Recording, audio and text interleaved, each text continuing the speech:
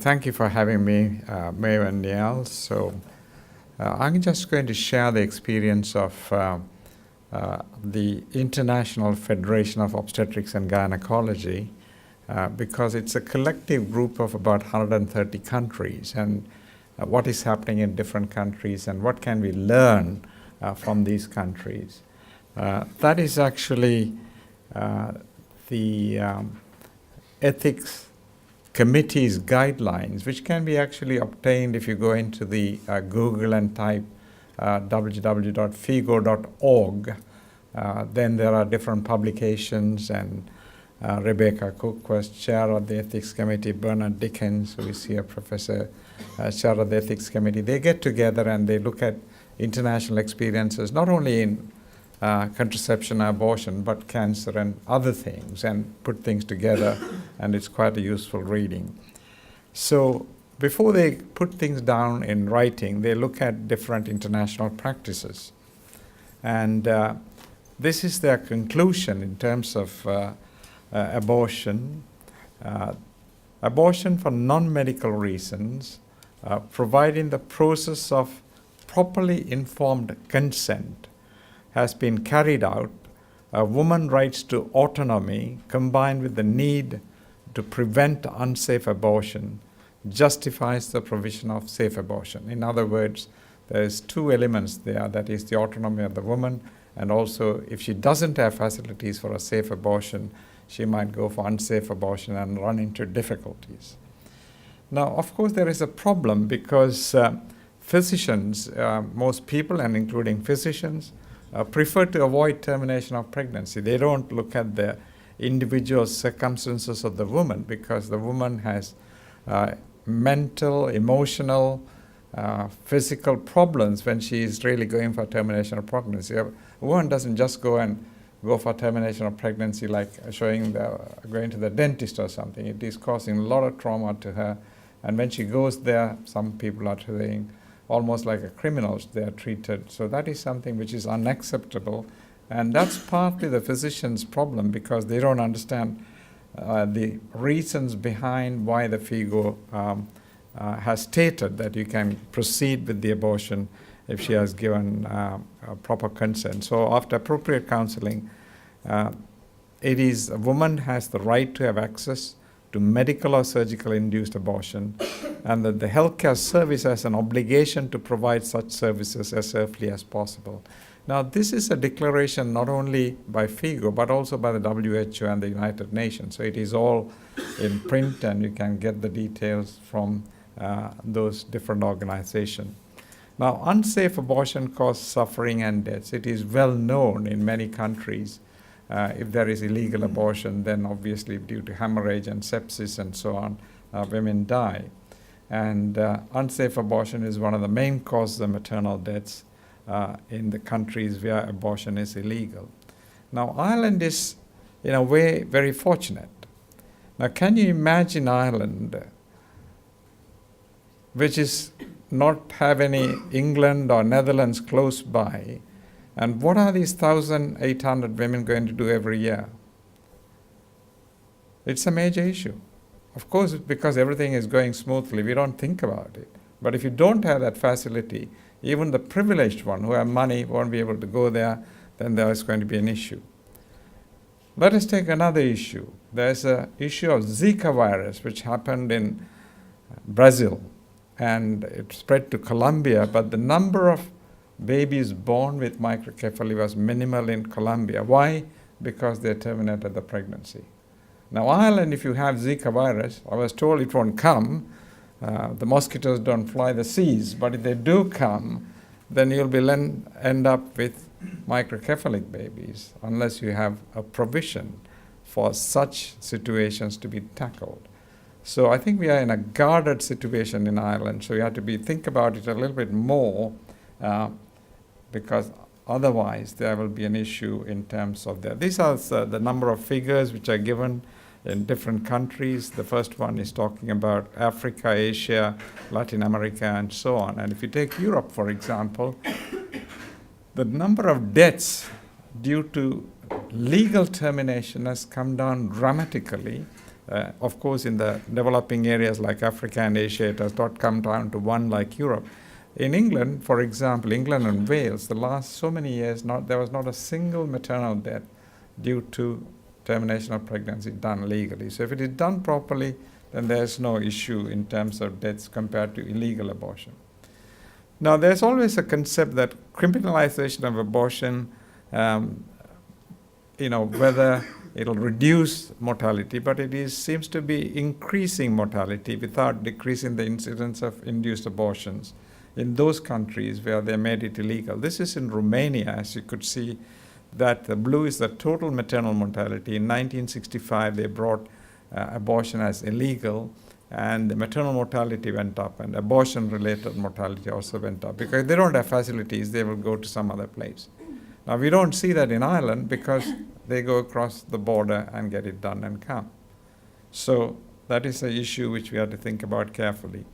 So abortion rate of women between 15 to 45 are greater in countries with restrictive abortion laws. So we looked at certain countries. If you look at for you on the left-hand column, those who have restrictive laws, as you could see here, the abortion rates are higher compared to where is liberal abortion laws, they are much lower. So there is a parallel there. So it doesn't mean that by liberalizing you're going to increase the abortion law. Then decriminalization dramatically reduces mortality. This is actually in South Africa. When they had abortion as illegal, there was something like 425 maternal deaths. When they have legalized, the deaths dropped to 36 because it was done in safe conditions and so on. So if it is going to be legalized, it has to be really under conditions where it is safe to do so. And the Figo and WHO favors great access to safe abortion services. And the 3 points we have tackled. The fourth one, it does not increase the abortion rate. For example, if you take France, once they made abortion as legal, you can see the abortion rates coming down. And this is because the number of women who are going for abortion are offered contraceptive services. So immediately after the abortion, they said, ideally you should try to prevent this pregnancy if you don't want a pregnancy. So here you have a IUD or an implant or something, so they don't get pregnant because they will take their interval, because before that they didn't think about it. So as a result, it comes down. And not only in France, but in Italy, it has come down dramatically because additional contraceptive services are given. So in other words, one should not give abortion services purely as abortion services, but it should be combined with contraceptive services so that total abortions can be brought down. This is in Turkey. As you could see here, gradually from 1993, the abortion rates are coming down because of additional contraceptive services. So the reduction in the abortion rates are explained because legal institutional terminations of pregnancy provides an opportunity for family planning, counseling, and provision of effective contraception.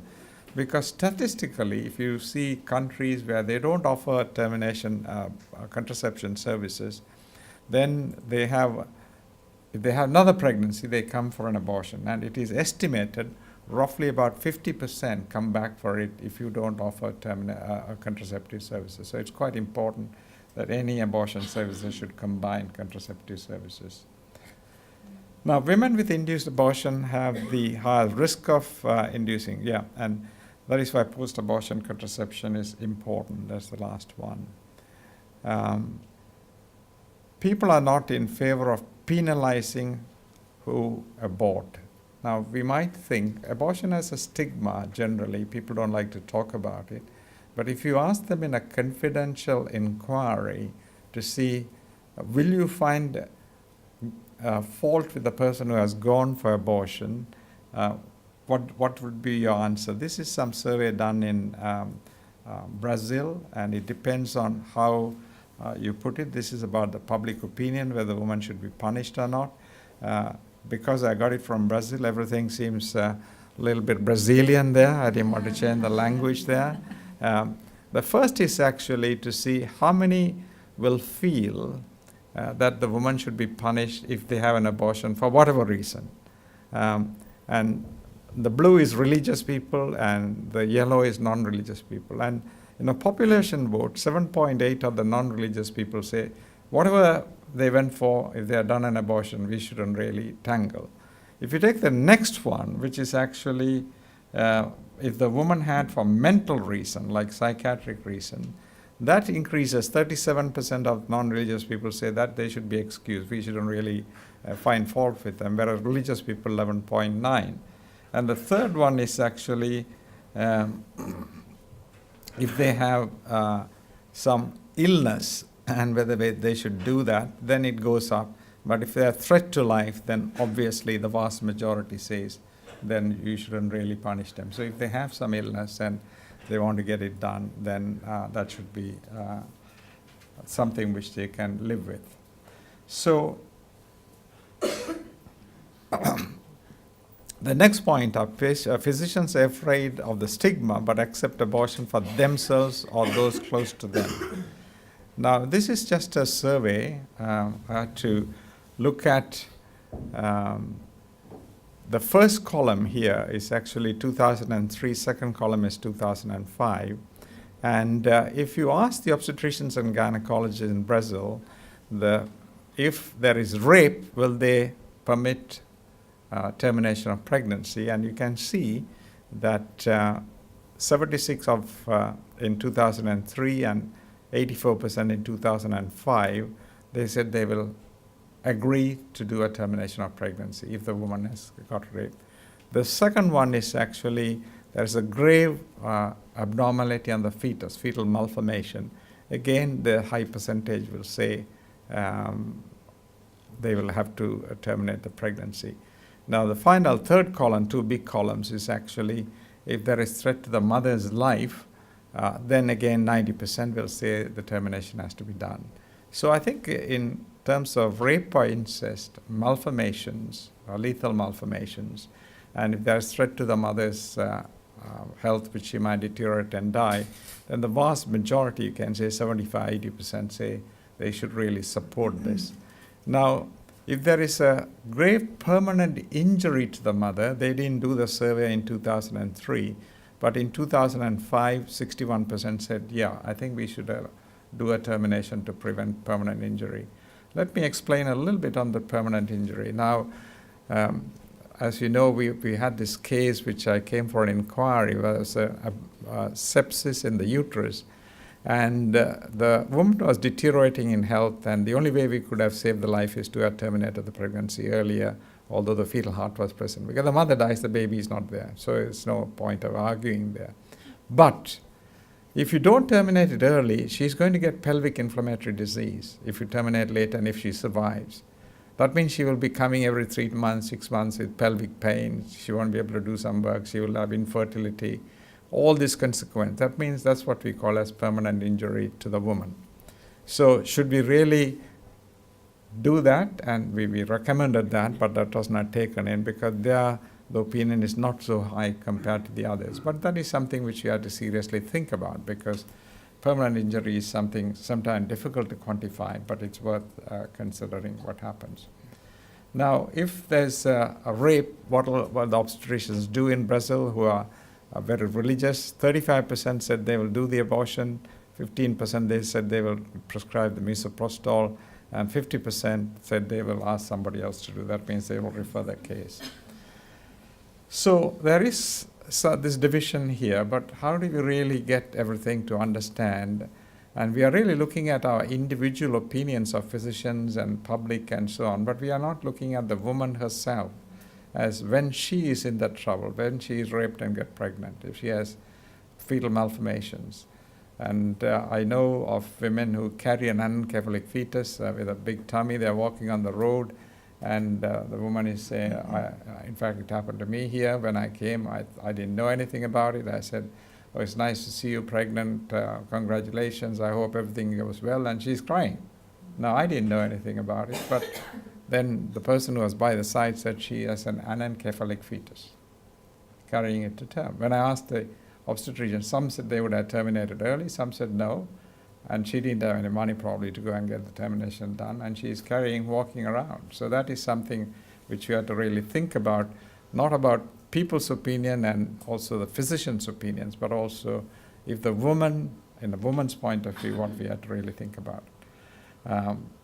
So now if we do a survey of obstetricians and gynecologists in such situations or in other situations where abortion is needed, would they recommend a colleague not to do safe abortions? Would they refer the patient? Or will they teach a woman to use misoprostol or do the abortion themselves? This is the physician's answer, that if a client comes to them, 38% will offer some help. Either they will refer, as mentioned earlier on, or give misoprostol or do the abortions themselves. But if it is their family member, then more people will offer the abortion. 42% will. So if you are a woman and you are close to an obstetrician and gynecologist, you are lucky. 42% will have it. Now wait to see this statistics here. Now, did you or your partner ever had an absolutely unwanted pregnancy? Did you or your partner ever have an abortion? This is staggering. The female obstetricians and gynecologists, 78% had abortion done themselves. And 80%, the husband managed to get the abortion done, either by giving misoprostol or doing the termination and so on. So there is a discrepancy here about how you are connected and what your views have swung from 30%, if it is somebody who is not known, to 80%, I'll do the abortion, or if it is my wife, if it is my sister. So that is again not a good way of managing these cases. This is actually a client or family member, which again, based on the religious basis, if it is religious people versus non-religious, and if it is non-religious, then obviously the proportions are more, where they will give it if there's a family member or herself or the partner to have the abortion done. So what is required for better understanding of safe abortion is to make clear that it is not promoting abortion, and there will not be less abortion if the women are punished. As I showed you from figures from different countries, by punishing, you're not going to bring the abortion down. Recognize that fetus exists and has a moral value. We are not saying that you just ignore the fetus has a moral value. But if we are talking about a mother who has 3 children and who is having a severe cardiac failure or an infection, she has to look after the 3 children versus a 12-week fetus, and if you terminate the pregnancy, she is going to live. If you don't terminate, she is going to die or get into permanent ill health or renal disease, which is deteriorating. What do we do? So this is something of a balance between what we call as the moral value, and to establish clear limits of gestational age, because many countries have said, okay, we'll take all these arguments, but in our country, this is what the normal limits are, because depending on the facilities as well. For example, we just heard about misoprostol and mifepristone, the medical termination. That is useful up to 9 weeks of pregnancy. So if you don't have facilities and other things to provide, then maybe that's your limit. If you're going to do suction termination, you can go up to 12 weeks. So it depends on what people can provide and how safely they can provide this, and establish the conditions when abortion is permitted. So we have to really look at it very carefully. And promote at the same time the intervention with proven capacity to reduce abortions. In other words, we are not promoting abortion, but make sure contraception is the key. Contraception before, during, after, whichever way, you have to really try to do that. So the position of Figo about unsafe abortion causes suffering and death. Criminalization only increases mortality without decreasing the incidence of induced abortion. Decriminalization dramatically reduces mortality, and decriminalization does not increase the abortion rate. And people are not in favor of penalizing women who abort, and physicians are afraid of the stigma but accept the abortion for themselves or those close to them. Now, the Irish abortion law, you have heard quite a lot about that, and they have the right to travel to other countries to have an abortion. There's a 13th Amendment and the right to the information about abortion provision in other countries. You have heard that in detail. Now, if you look at that, and it also recognized that abortion is legal when a pregnancy endangers a woman's life. So these two is operating in Ireland at the moment in some way, because you can do a termination under different clauses. Clause 789, which just came in 2014 January, about when the woman's life is in danger and so on and so forth, and the others go and have it done. And this was precipitated by a number of incidents of Mrs. X's psychiatric condition, then Savita's case, and so on and so forth. So let us step back and look at what was mentioned earlier on. In 2015, 3,500 women traveled to England and Wales for an abortion. And additional women went to Netherlands and elsewhere in Europe. And 96% were carried out under ground C. These were pregnancies 24th week, and we looked at the statistic from Ireland. 90% were done under 12 weeks. So they have gone fairly early to have this done, and so on. A small proportion is under different clause, but all were privately funded. So these 3,500 women have a privilege rather than a right in some way. You are buying the privilege by having the money, whereas the women who can't really go there will have to carry on whatever the circumstances are. And should we try to bring about a balance? And the situation is not different in Northern Ireland. It's the same. They're also protesting and marching around. So some resolution has to be made somewhere down the line. And I just want you to think about it. And just to say that this is actually the United Nations Assembly in 2011. They passed the right of everyone to enjoyment of the highest attainable standard of physical and mental health in accordance with human rights. The Council Resolutions 1522 and 629 specifically talks about abortion, and they really request that provide safe abortion services and also provide safe contraceptive services. So in conclusion, I would say good reproductive health should be viewed as a public health concern, which apart from the provision of safe and high quality abortion care must include having sex and relationship education in the national school curriculum so they don't get pregnant. So you do a primary prevention of educating, and if they're going to have sex, what and what they should do. And then access to the family planning and contraceptive services. So do the primary prevention. If not, facilitate the safe abortion care, and at that time you do the secondary prevention by providing contraceptive services soon after the miscarriage or abortion. Thank you very much indeed.